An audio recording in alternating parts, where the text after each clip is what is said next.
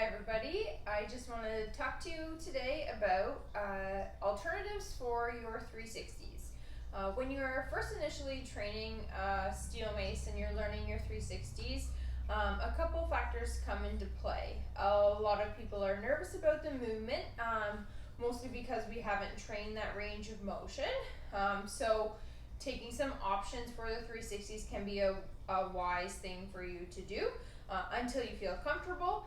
Or some people have a shoulder injury that may bother them initially to go into that range of motion, and I highly recommend that if that is the case, that you choose an alternative. Sometimes we do not have the mobility to bring our elbow beside our head as well, so mobilizing and creating space in the lats, in the tricep area here, can definitely help be able to do this overhead position, and I would encourage you to increase your mobility there. I do have some drills online for you to be able to do to help you with your shoulder range of motion. But while you're learning and while you're getting the swing of things, literally, you want to practice some of these drills or switch out the options so that you can still continue to do the programming and increase your strength. So first things first, it depends on when you're practicing your 360s, what alternatives you would use. So if you are just practicing straight 360 drills, you could, instead of doing 360s with the steel mace, do halos with a kettlebell, a dumbbell, or any sort of handheld weight. So looking at your 360s when you're picking up your mace, and you're watching the range of motion with your shoulders, you are bringing your arms straight up, elbows come beside the head, and you're pulling down. So ideally, all we are looking for is that same movement pattern. So if we have 360s in one of the workouts, or you want to practice getting that range of motion, you can grab your weight. I have a kettlebell, super easy to hold, just the bell part here. Rack it nice and tight to the top of your body.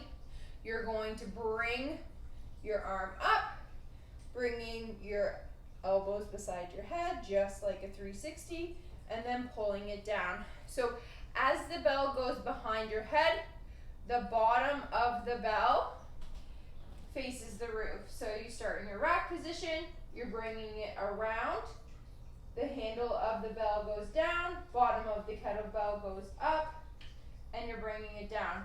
So if we're doing 360s in one direction, you can do the same, just go 360s or do halos one direction and then switch and do the opposite.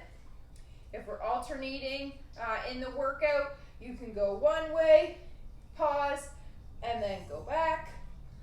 So you can have a lot of variety just by using a kettlebell or a small weight. The weight is closer to you, so it is much easier than actually swinging the steel mace. Your other alternative would be to just sub out the movement completely. So for instance, if we are doing a flow and you are using your steel mace and you don't want to take a break, moving from one movement to the other. If say we're coming up into a 360 and you don't want to, maybe you can just switch to the other side and do a bicep curl and then move back into whatever movement comes next after the 360. If it's an over position, you might switch it out just for a straight overhead press. You could even switch and do a bicep extension. You'll have to play around with what feels good for you in that specific flow sequence, but never feel like you have to stick strictly to the programming itself. Please modify. Absolutely modify and change what feels good for you when you're doing the workouts online.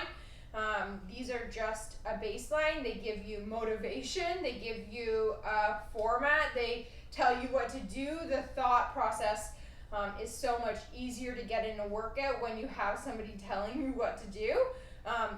But you can swap out any of the movement patterns, right? So If that feels good for you, and you prefer just to work shoulder presses when you're doing your when we're doing 360s in the video, do that. There's no shame in switching that out. You're still getting stronger. You're still getting in reps. You're still doing something good for yourself and spending time on you. If you have any questions, any different injuries that you want me to address, and different things that we can do or modify, let me know. I'm happy to help. Have a great day, guys, and we'll see you soon.